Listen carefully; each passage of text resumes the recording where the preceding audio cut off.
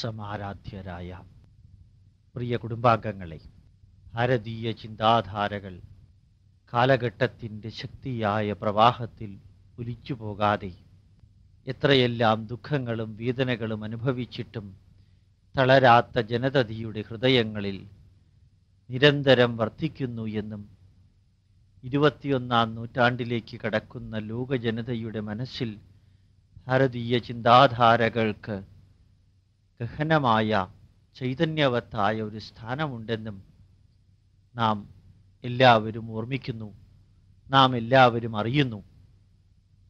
മറ്റെല്ലാ ചിന്താധാരകളും നശിച്ച് മണ്ണടിഞ്ഞപ്പോഴും ഭാരതീയ ചിന്താധാരകൾ മാത്രം വേദങ്ങളുടെയും പുരാണങ്ങളുടെയും അതുപോലെ തന്നെ ഇതിഹാസങ്ങളുടെയും വേദാംഗങ്ങളുടെയും ഉപവേദങ്ങളുടെയും ഉപനിഷത്തുക്കളുടെയും ചൈതന്യം ഏറ്റെടുത്തുകൊണ്ട് ഒരു ഗംഗാപ്രവാഹം പോലെ 100 കോടി ജനതയുടെ ഹൃദയങ്ങളിൽ വർദ്ധിക്കുന്നു. അനവധി ശാസ്ത്രജ്ഞന്മാർ അതിൻ്റെ ചൈതന്യവത്തായ സന്ദേശങ്ങളെക്കുറിച്ച് ഗവേഷണം നടത്തുവാൻ ഈ 3ാം സഹസ്രാബ്ദത്തിലും മുമ്പോട്ട് വരുന്നു. ഇതിൻ്റെ എല്ലാം അർത്ഥം വ്യക്തമാക്കുന്നത് ചിരപുരാതനമായ ഭാരതീയ ധർമ്മം ത്തിൻ്റെ എല്ലാ പ്രഹരത്തെയും അതിജീവിച്ച് മുമ്പോട്ട് പോയിക്കൊണ്ടിരിക്കുന്ന അവസ്ഥയിൽ നിത്യനൂതനമെന്നോണം ശാസ്ത്രീയമായി അതിനെ സ്വീകരിക്കാൻ പാകത്തിന് ചൈതന്യവത്തായ ആ സന്ദേശത്തെ ഉൾക്കൊള്ളാൻ ലോകജനത 2 കൈയും നീട്ടി മുമ്പോട്ട് വരുമ്പോൾ അതിൻ്റെ സത്യങ്ങൾ നാം അറിയണം, ശാസ്ത്രീയമായ വശങ്ങൾ പഠിക്കണം. അവയെ പ്രചരിപ്പിക്കാൻ വേണ്ടി സാധിക്കുന്ന അത്രയും കർമ്മങ്ങൾ നാം അനുഷ്ഠിക്കണം. നിമിഷം ജ്വലിതം ശ്രേയം നതു ധൂമയിതും ചിരം. കുറച്ചു കാലമേ ജീവിച്ചിരിക്കുന്നുള്ളൂ എങ്കിലും ചൈതന്യവത്തായ പ്രഭാപൂരിതമായ പ്രകാശം പരത്തിക്കൊണ്ട് ജീവിക്കുവാൻ നമുക്കിടവരട്ടെ. നിരന്തരം പുകഞ്ഞുകൊണ്ട് ജീവിക്കുന്നതിനേക്കാൾ എത്രയോ ഉജ്ജ്വലമായൊരു ജീവിതമായിരിക്കും അത്. ചരിത്രകാരന്മാരുടെ ദൃഷ്ടിയിൽ BC 6000-ഓടനുബന്ധിച്ച് രചിക്കപ്പെട്ടിട്ടുള്ള ഋഗ്വേദവും യജുർവേദവും സാമവേദവും അഥർവവേദവും കുറേ അധികം മറ്റ് ഗ്രന്ഥങ്ങളും ചേർന്ന് BC 4000-ലും BC 2000-ലും BC 1000-ലും വരെ എത്തി. അവിടെ നിന്ന് വേദാംഗങ്ങളായ ശിക്ഷ, നിരുക്തം, വ്യാകരണം, ഛന്ദശാസ്ത്രം, കൽപ്പശാസ്ത്രം, ജ്യോതിഷം എന്നിവ രചിക്കപ്പെട്ടു. അവിടെ നിന്ന് ഉപവേദങ്ങളായിരിക്കുന്ന അർത്ഥശാസ്ത്രവും ആയുർവേദവും ഗന്ധർവവേദവും ധനുർവേദവും സ്ഥാപത്യവേദവും നാട്യശാസ്ത്രവും എല്ലാം രചിക്കപ്പെട്ടു. ഷഡ് ദർശനങ്ങൾ പലതും അവിടെ രചിക്കപ്പെട്ടു. ഇവയെല്ലാം ഭാരതത്തിൻ്റെ ശാസ്ത്രീയവും സാഹിത്യപരവും ആത്മീയവുമായ ചൈതന്യ ഭണ്ഡാരങ്ങളിലെ അമൂല്യങ്ങളായ രത്നങ്ങളായി വർദ്ധിക്കുന്നു. ഒരു രാജ്യത്തിനും അവകാശപ്പെടാൻ പറ്റാത്ത അത്രയും നോളജിൻ്റെ ട്രഷറി ഭണ്ഡാരം ഈ നാട്ടിലുണ്ട്.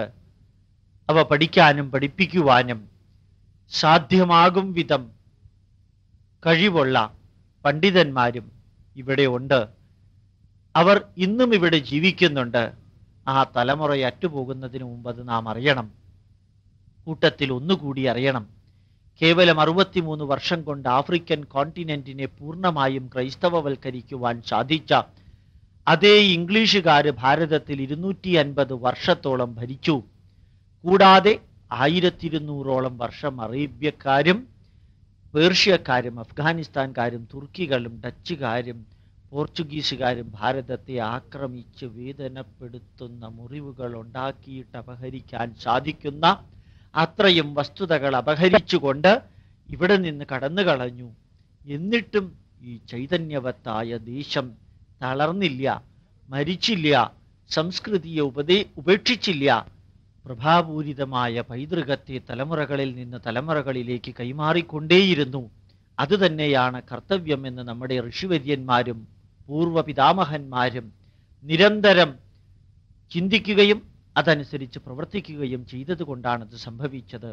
BC 300-നോടടുത്ത് മഹാനായ അലക്സാണ്ടർ ഭാരതത്തെ ആക്രമിച്ചതാണ് ചരിത്രകാരന്മാർക്ക് രേഖപ്പെടുത്തുവാൻ സാധിക്കുന്ന ഏറ്റവും ആദ്യത്തെ ആക്രമണം. സാധ്യമാകുന്നത്രയും നശിപ്പിച്ച് ഭാരതത്തിനകത്തൊരു വിള്ളലുണ്ടാക്കി രാജാക്കന്മാരെ പരസ്പരം വിഘടിപ്പിച്ച് സാധിക്കുന്നത്രയും മുതലും കൊണ്ട് അദ്ദേഹം തിരിച്ചുപോയി. അതിനുശേഷം മൗര്യ സാമ്രാജ്യവും ഗുപ്ത സാമ്രാജ്യവും വർധന സാമ്രാജ്യവും ഭാരതത്തിൽ ഏതാണ്ട് 700 വർഷത്തോളം ഭരിച്ചു. ഈ രാജ്യങ്ങളെല്ലാം ചേർന്ന് ഭാരതം എന്ന മഹാക്ഷേത്രത്തിൻ്റെ, ആര്യാവർത്തത്തിൻ്റെ, ഹിന്ദുസ്ഥാനത്തിൻ്റെ ചരിത്രം അതിശ്രേയസ്കരമാണ്, ശ്രേഷ്ഠമാണ്, കളങ്കമറ്റതാണ്. അങ്ങനെയുള്ള 8 നൂറ്റാണ്ടുകൾ ഗുപ്ത സാമ്രാജ്യത്തിൻ്റെയും വർധന സാമ്രാജ്യത്തിൻ്റെയും കീഴിൽ ഭരണം നടത്തിയ കാലത്ത് ഈ രാഷ്ട്രം എങ്ങനെയായിരുന്നു എന്നറിയണമെങ്കിൽ ധർമ്മനീതി സാരത്തിലെ ഒരു വരി മാത്രം ഓർത്താൽ മതിയാകും. ന രാജ്യം ന രാജാസീത് ന ദണ്ഡ്യോ ന ച ദണ്ഡിനഃ ധർമ്മേണൈവ പ്രജാ സർവേ രക്ഷന്തി സ്മ പരസ്പരം. അനവധി നാട്ടുരാജ്യങ്ങൾ ഉണ്ടായിരുന്നു എങ്കിലും രാജ്യങ്ങൾക്ക് അതിർത്തികൾ ഉണ്ടായിരുന്നില്ല. രാജാവ് നിയമപാലകനായിട്ട് ശിക്ഷിക്കുവാനോ ശിക്ഷിക്കപ്പെടാനോ ഉള്ള വ്യക്തികളെ ഉണ്ടാക്കിയിരുന്നില്ല. ധർമ്മം കൊണ്ട് മാത്രമാണ് ഈ രാഷ്ട്രം നിരന്തരം പ്രവർത്തിച്ചത്, അനവരതം ഒഴുകിയത്, ഒരു പ്രവാഹമായി വർത്തിച്ചത്. ഈ 8 നൂറ്റാണ്ടുകളും ഭാരതത്തിൻ്റെ ചിന്താധാരകളുടെയും ജീവിത രീതിയുടെയും സാംസ്കാരിക ഉന്നമനത്തിൻ്റെയും സാമ്പത്തിക അവസ്ഥതയുടെയും വിവരണങ്ങൾ ലഭിക്കണമെങ്കിൽ ചൈനീസ് യാത്രികരായ ഫാഹിയാൻ്റെയും ഹുയാൻസാങ്ങിൻ്റെയും ചരിത്രരേഖകളിലൂടെ പരിശോധിച്ചാൽ മനസ്സിലാക്കാൻ സാധിക്കും. ശൈവരും വൈഷ്ണവരും ജൈനരും ബുദ്ധരും ശാക്തേയരും ഒരുമിച്ചു വർത്തിച്ചിരുന്നൊരു രാഷ്ട്രം. വേദാംഗങ്ങളായ വ്യാകരണങ്ങളും ശിക്ഷയും നിരുക്തവും കൽപ്പശാസ്ത്രവും ജ്യോതിഷവും വളർന്നൊരു കാലഘട്ടം. ശാസ്ത്ര ചിന്താധാരകളുടെ ലോഹതന്ത്രവും ഗണിതശാസ്ത്രവും ജ്യോതിശാസ്ത്രവും വളർന്നിരുന്നൊരു കാലഘട്ടം. ചികിത്സാ സമ്പ്രദായങ്ങളിൽ ഭക്ഷണശാസ്ത്രവും രോഗത്തെക്കുറിച്ചുള്ള അറിവും ചികിത്സയെക്കുറിച്ചുള്ള അറിവും വളർന്നിരുന്നൊരു രാഷ്ട്രം. എക്കണോമിക്സ് എന്ന അർത്ഥശാസ്ത്രത്തിന് വ്യാഖ്യാനം നൽകിയിട്ട് രാജ്യം എങ്ങനെയാണ് രാജാവ് ഭരിക്കേണ്ടത് എന്ന് എഴുതിക്കൊടുത്ത മന്ത്രിമാര് ബുദ്ധിമാന്മാരായ ഉപദേശങ്ങളുടെ കർത്താക്കളായി വർത്തിച്ചിരുന്നൊരു രാഷ്ട്രം. ജനങ്ങളുടെ മനസ്സിൽ സ്ഥിരപ്രതിഷ്ഠ നേടണമെന്നൊരൊറ്റ ആഗ്രഹത്തോടുകൂടി മാത്രം ഭരിച്ചിരുന്ന രാജാക്കന്മാർ, സത്യസന്ധരും നീതിയും ന്യായവും കർമ്മശേഷിയും നിറഞ്ഞു തുളുമ്പിയിരുന്ന രാജാക്കന്മാർ എപ്പോഴെല്ലാം അധർമ്മം ചെയ്തിരുന്നു അവരെ എല്ലാവരെയും സത് മാർഗത്തിലൂടെ, നന്മ നിറഞ്ഞ മാർഗത്തിലൂടെ, പന്താവുകളിലൂടെ ചരിക്കുവാനും ചരിപ്പിക്കുവാനും പ്രതിജ്ഞാബദ്ധമായ മന്ത്രിമാരും ആത്മീയത കൈകാര്യം ചെയ്യുന്ന ഋഷിവര്യന്മാരുടെ സ്രോതസ്സുകളും ഉണ്ടായിരുന്ന രാജധാനികൾ സന്തോഷിക്കുവാനും ആനന്ദിക്കുവാനും രമിക്കുവാനും അറിയാവുന്ന ഒരു മാനവരാശി, നാടകങ്ങളും ഡ്രാമകളും ബാലേകളും അതുപോലെ കഥാപ്രസംഗങ്ങളും വില്ലടിച്ചാൻ പാട്ടുകളും തുടങ്ങിയ സംഗീതാദി നൃത്താദി കലകൾ മുഴുവനും വിളങ്ങിത്തിളങ്ങിയിരുന്ന രാഷ്ട്രങ്ങളിലെ ജനങ്ങൾ ആമോദത്തോടെ വധിച്ചിടുന്നൊരു കാലമായിരുന്നു ഈ 8 നൂറ്റാണ്ട്. മറ്റാരുടെയും അഭിപ്രായങ്ങൾ കേൾക്കേണ്ട ആവശ്യമില്ല. വ്യവസായം കുത്തനെ വളർന്നിരുന്ന കാലഘട്ടം. ഗിൽഡുകൾ വ്യവസായത്തിന് ആവശ്യമായിട്ടുള്ള സാമ്പത്തിക ലോണുകൾ നൽകിയിരുന്ന കാലഘട്ടം. ഇൻഷുറൻസ് സർവപ്രചാരത്തിലുണ്ടായിരുന്ന കാലഘട്ടം.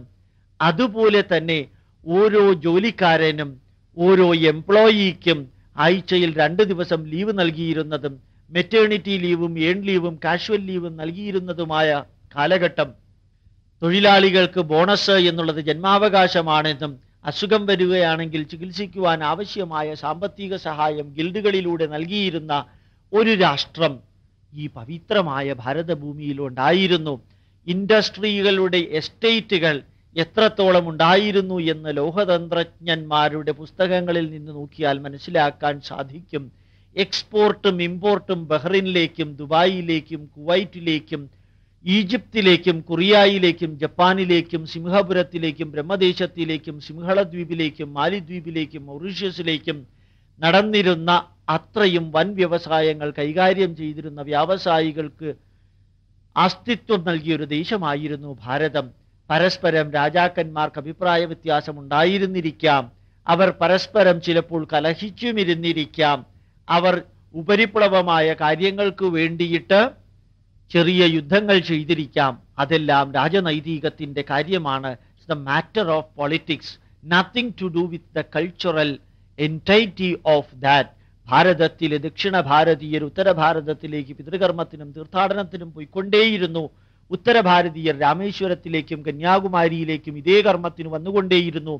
ഭാരതം ഒരൊറ്റ രാഷ്ട്രമാണെന്ന് അറിഞ്ഞുകൊണ്ട് സാംസ്കാരികമായ ഏകത്വം അറിഞ്ഞും പ്രചരിപ്പിച്ചും കൊണ്ട് പരസ്പരം സഹവർത്തിച്ചും അതുപോലെ തന്നെ അനുഭവിച്ചും കൊണ്ട് ജീവിച്ചിരുന്ന ഒരു രാഷ്ട്രത്തില് അതിനുശേഷമുണ്ടായതെന്ത്? അതും നാം അറിയണം. പൈതൃകത്തിന്റെ മഹത്വവും ചൈതന്യവും അറിയുന്നതോടൊപ്പം തന്നെ പൈതൃകത്തിന്റെ ദുഃഖവും അറിയണം, വേദനയും അറിയണം. ഇതൊന്നും നമ്മെ ആരും പഠിപ്പിച്ചിട്ടില്ല. മതേതരത്വത്തിന്റെ ഭാഷ, മതേതരത്വത്തിന്റെ വികാരമുണ്ടാക്കുവാൻ എന്ന ഭാവേന ഇവിടത്തെ ഹൈന്ദവ ജനത അനുഭവിച്ച ദുഃഖത്തിന്റെ ഒരംശം പോലും ഹിന്ദുക്കളെ അറിയിച്ചിട്ടില്ല. അതിഥി ദേവോ ഭവ എന്ന് പറഞ്ഞ് ശത്രുക്കളെ പോലും സ്വീകരിക്കാൻ വിശാലമനസ്കത കാണിച്ച ഭാരതീയർ അനുഭവിച്ച തിക്താനുഭവങ്ങളുടെ വേദനകളും മുറിപ്പാടുകളും ഉണക്കുവാൻ വേണ്ടി ചെയ്ത കാര്യങ്ങളെല്ലാം തന്നെ വേദനയുടെ മാത്രമായ അവശിഷ്ടം നിരത്തിക്കൊണ്ടായിരുന്നു, ഇവിടെ നിർത്തിക്കൊണ്ടുമായിരുന്നു അവരത് ചെയ്തത്. ഒരു രാഷ്ട്രം അനുഭവിച്ച ത്യാഗം രാഷ്ട്രത്തിലെ പൗരന്മാരെ അറിയിക്കുകയോ പഠിപ്പിക്കുകയോ ചെയ്യാതെ ദേശാഭിമാനമുണ്ടാകണമെന്ന് ഏത് രാഷ്ട്രീയക്കാരൻ പ്രസംഗിച്ചാലും സാധ്യമല്ല. ഒരു കുടുംബത്തോട് കുടുംബാംഗങ്ങൾക്ക് ബഹുമാനം ഉണ്ടാകണമെങ്കിൽ കുടുംബത്തിന്റെ മഹത്വം അറിയണം, ചരിത്രം അറിയണം, വസ്തുതകൾ അറിയണം, കൂടുതലുകളും കുറവുകളും അറിയണം. ഇവയെല്ലാം അറിയുമ്പോഴാണ് കുടുംബത്തെക്കുറിച്ചുള്ള കുടുംബാംഗങ്ങളുടെ വിലയിരുത്തലുകൾ സാധ്യമാവുകയുള്ളൂ. 1400 വർഷത്തോളം ഭാരതീയർ അനുഭവിച്ച വേദനകളുടെ ചരിത്രമറിയണം. എന്തിനു വേണ്ടി അതറിയണം? ചിരപുരാതനവും നിത്യനൂതനവുമായ ഒരു ധർമ്മത്തെ കൈവിടാതെ സംരക്ഷിക്കുവാൻ അവരനുഭവിച്ച ത്യാഗം എത്രയാണ് എന്ന് ഗാന്ധിജിയുടെ അഹിംസയായിരുന്നില്ല ഭാരതർ കൈകാര്യം ചെയ്തിരുന്നത്. ഉദ്യമം, സാഹസം, ധൈര്യം, ബുദ്ധി, ശക്തി, പരാക്രമം ഷടേതേ എത്ര വർത്തന്തി ദൈവം തത്ര പ്രകാശയേത്. ഒരു രാഷ്ട്രത്തെ സംരക്ഷിക്കുന്നതിന് ഉദ്യമം, എന്റർപ്രീനർഷിപ്പ്, സാഹസം, ധൈര്യം, ബുദ്ധി, ശക്തി, പരാക്രമം ഇവയെല്ലാം ദൈവാനുഗ്രഹത്തോടുകൂടി അനുഷ്ഠിച്ചൊരു ജനത ഇവിടെ ഉണ്ടായിരുന്നു. ഇവര് ഭീരുക്കളായിരുന്നില്ല. വിദേശാക്രമണത്തിന് മുമ്പ് അവർ തളർന്നുമില്ല എന്ന ചരിത്ര വസ്തുത നമ്മളെ അറിയിച്ചിട്ടില്ല ആരും.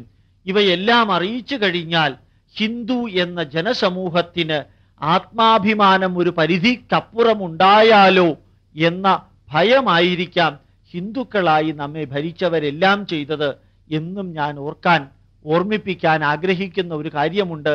വിദേശാടിമത്വത്തിന്റെ 1300 വർഷക്കാലം വിദേശീയര് ഭാരതത്തിൽ നശിപ്പിച്ചത് ഭാരതീയ ഗ്രന്ഥങ്ങളും ഓലകളും മാനുസ്ക്രിപ്റ്റുകളുമായിരുന്നു.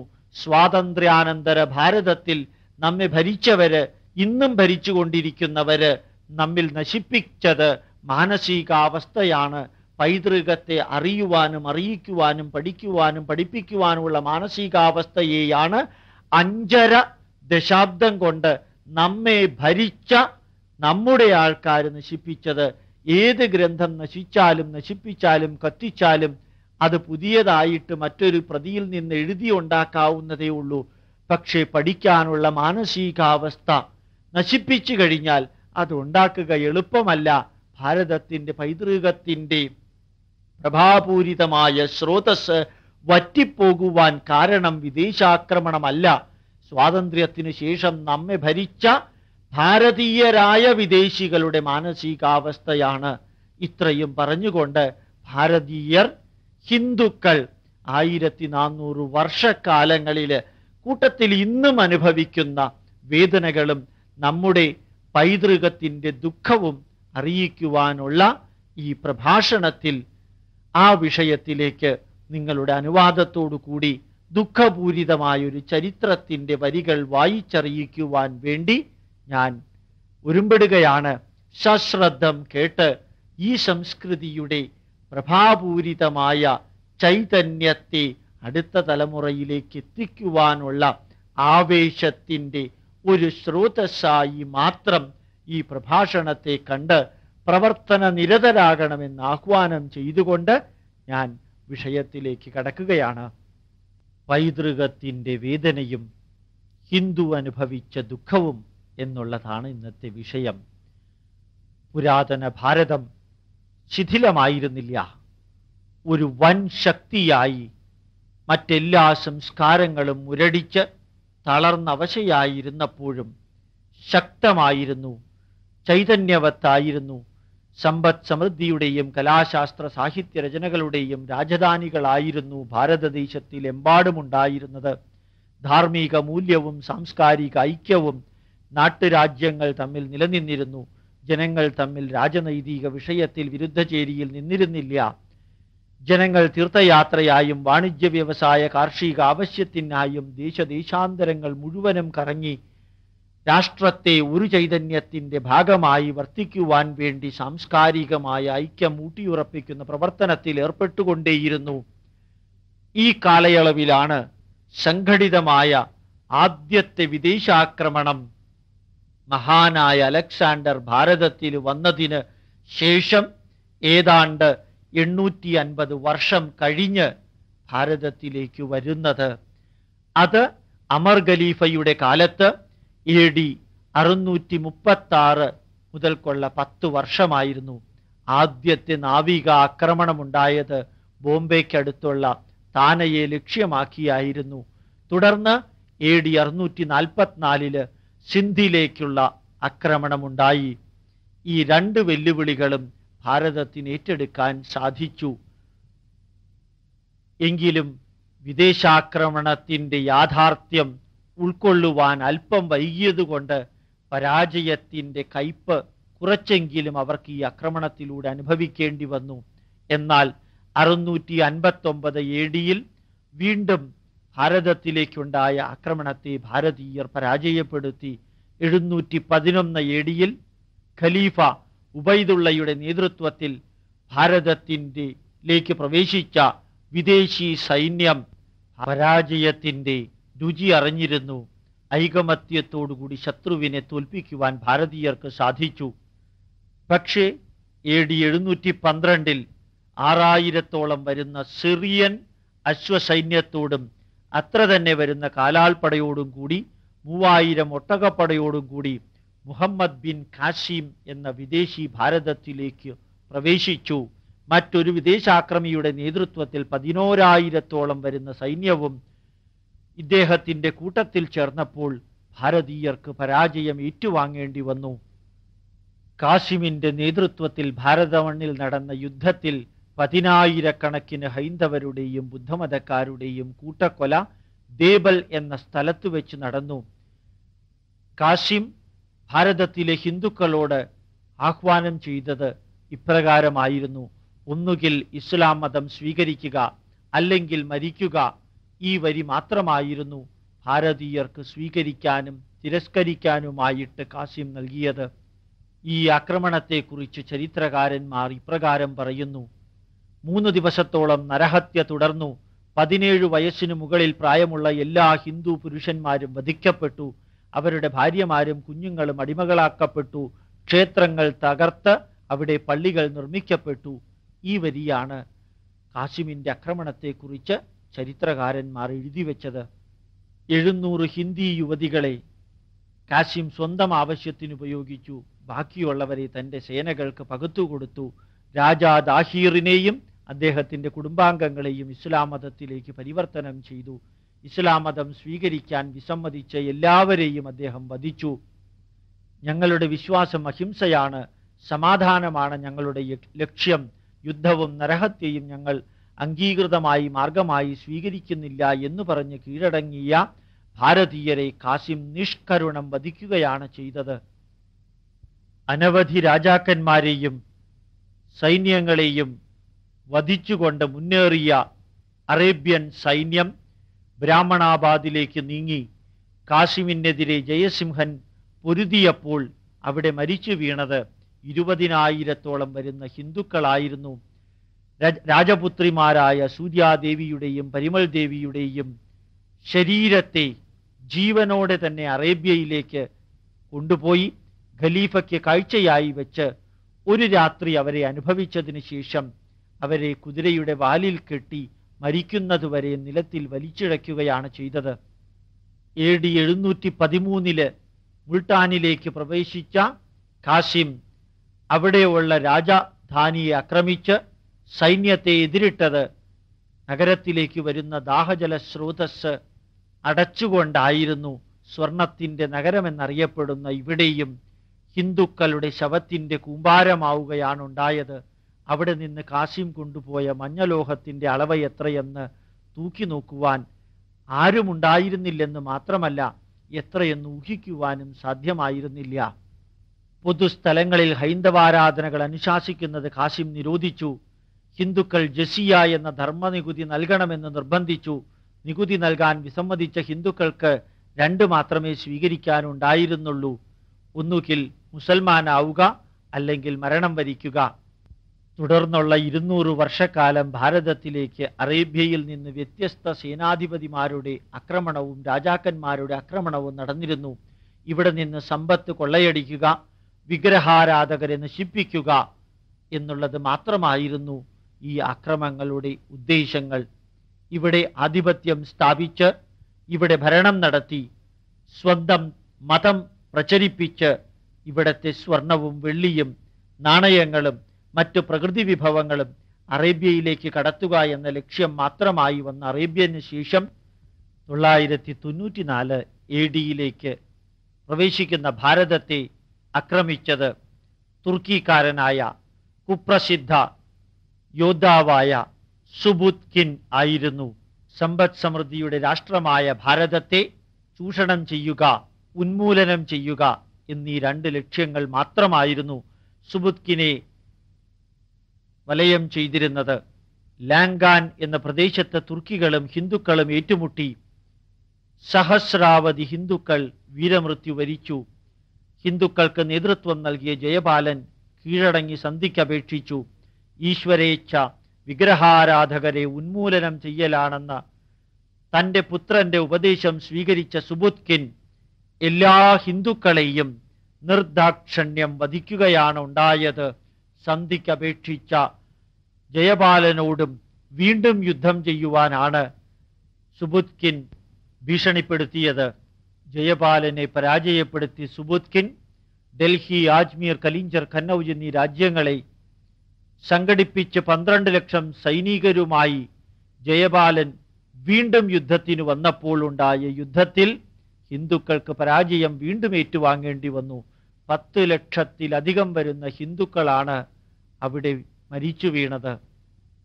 സുബുത്കിൻ 2 ദശാബ്ദക്കാലം ഭാരതം ഭരിച്ച് സമ്പത്ത് കൊള്ളയടിച്ച് ഹിന്ദുക്കളെ മുസൽമാന്മാരാക്കി ക്ഷേത്രങ്ങളെ നശിപ്പിച്ച് അവിടെ പള്ളികൾ പണിത് ഭാരത മണ്ണ് ഇസ്ലാമിൻ്റെ അടിത്തറയ്ക്ക് വെച്ചു കൊടുക്കുകയാണുണ്ടായത്. പിന്നീട് വന്ന വിദേശികൾക്ക് സുബുത്കിൻ്റെ ആക്രമണം സുഗമമായൊരു പന്താവ് സൃഷ്ടിക്കപ്പെട്ടു.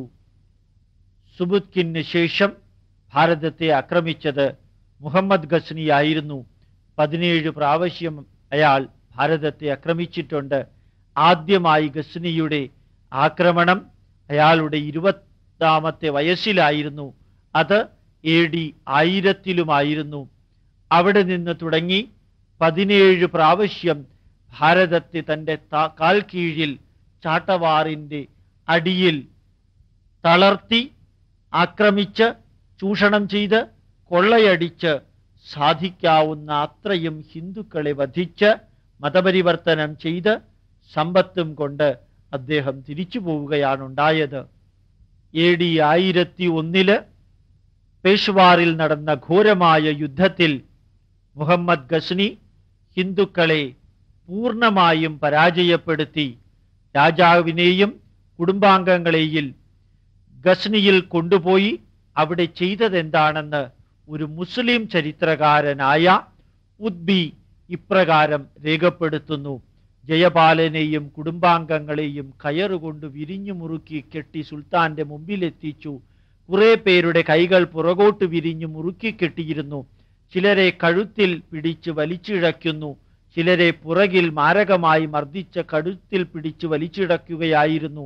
നരകത്തിലേക്കുള്ള അവരുടെ പ്രയാണം പോലെ തോന്നിയിരുന്നു. ഈ നരകയാതന അവരെ അനുഭവിപ്പിച്ചത് ഇത് ഗസ്നിയുടെ നേതൃത്വത്തിലായിരുന്നു.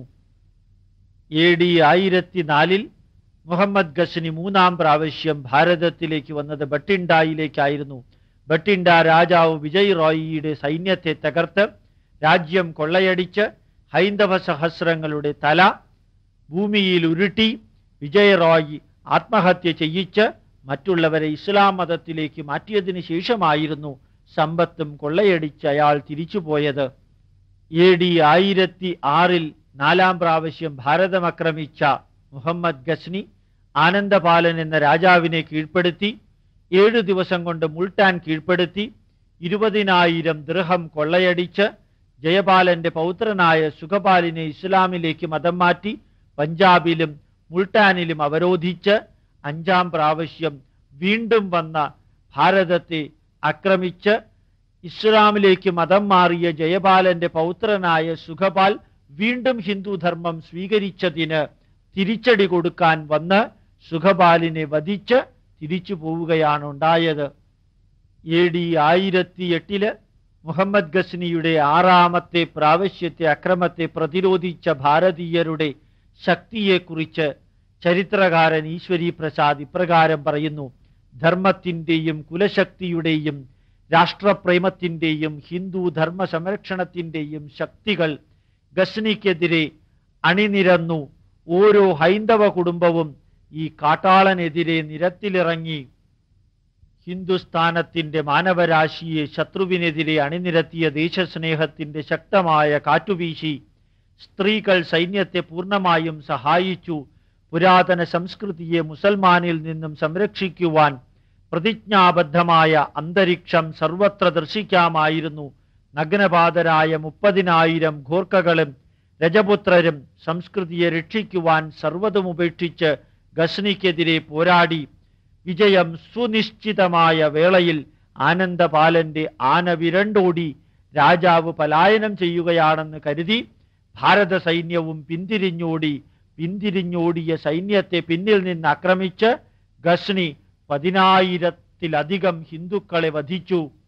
1009 AD നഗർകോട്ട് ആക്രമിച്ച മുഹമ്മദ് ഗസ്നി 7 ലക്ഷം ദിനാറും 700 മന്ന് സ്വർണവും അത്ര തന്നെ വെള്ളിയാഭരണങ്ങളും 200 മന്ന് സ്വർണക്കട്ടിയും 2000 മന്ന് ശുദ്ധ വെള്ളിയും മുത്ത്, വജ്രം, മരതകം എന്നിവയും കൊള്ളയടിച്ച് തിരിച്ചു കൊണ്ടുപോയി. 1014 താനേശ്വറിലെ ചക്രസ്വാമി ക്ഷേത്ര വിഗ്രഹത്തെ ഗസ്നി നഗരത്തിലേക്ക് അയച്ച മുഹമ്മദ് ഗസ്നി അവിടത്തെ മുസ്ലിംകൾക്ക് ഈ വിഗ്രഹം പൊതുനിരത്തിൽ തകർത്ത് പൊടിയാക്കുവാൻ അവസരം നൽകി. 1018 സമ്പൽ സമൃദ്ധമായ ശ്രീകൃഷ്ണന്റെ ജന്മദേശമായ മധുര നഗരം മുഹമ്മദ് ഗസ്നി ആക്രമിച്ചു. ശക്തമായ കുലചന്ദിന്റെ പ്രത്യാക്രമണത്തെ അടിച്ചമർത്തി. മഹാവർ, വൃന്ദാവൻ, മധുര എന്നീ രാജ്യങ്ങളും അവിടത്തെ ക്ഷേത്രങ്ങളും കൊള്ളയടിച്ചു. ഹിന്ദു ഹത്യയും നടന്നു. 10,000-കണക്കിന് സ്ത്രീകൾ ബലാത്സംഗം ചെയ്യപ്പെട്ടു. കന്നൌജിലെ രാജാവ് പ്രതിഹാര രാജ്യപാലൻ ഗസ്നിക്ക് മുമ്പിൽ കീഴടങ്ങേണ്ടി വന്നു. കന്നൌജിൽ മാത്രം മുഹമ്മദ് ഗസ്നി ഈ ആക്രമണത്തിലൂടെ 10,000 ക്ഷേത്രങ്ങൾ നശിപ്പിച്ചു. ലഭ്യമായ സർവ്വസമ്പത്തും ശേഖരിച്ച് മടക്കയാത്രയിൽ മുഞ്ച്, അസ്നി, ഷെർവ എന്നീ കോട്ടകളും കീഴടക്കി. മുഹമ്മദ് യാത്രയായത് ഇപ്രകാരമായിരുന്നു: 1021 ഗസ്നി ഗ്വാളിയാർ കോട്ടയും ഗ്വാളിയാറിലെ ക്ഷേത്രങ്ങളും പൂർണ്ണമായും കൊള്ളയടിച്ച് നശിപ്പിച്ചു. 1025 AD ഗസ്നിയുടെ 16ാമത്തെ ആക്രമണം. ഗുജറാത്തിലെ സോമനാഥ ക്ഷേത്രമായിരുന്നു ലക്ഷ്യം. 1024 AD ഒക്ടോബറിൽ ഗസ്നിയിൽ നിന്ന് ആരംഭിച്ച പടപ്പുറപ്പാട് രജപുത്താനയിലെ മരുഭൂമി കടന്ന് നവംബർ 20 മുൾട്ടാനിലെത്തി. 30,000 ഒട്ടകപ്പടയോടുകൂടി ജനുവരി മാസം 1025 AD ഗസ്നി അൽ ഹിൽവാരയിലെത്തി. അവിടത്തെ രാജാവ് ഭയന്ന് ഓടിയപ്പോൾ അവിടെയുള്ള ക്ഷേത്രങ്ങൾ നശിപ്പിച്ച് 100,000-ഓളം തീർത്ഥാടകർ ക്ഷേത്ര പരിസരത്തുണ്ടായിരുന്ന സോമനാഥ ക്ഷേത്രത്തിലേക്ക് നേരിട്ട് പ്രവേശിക്കുകയാണ് ചെയ്തത്.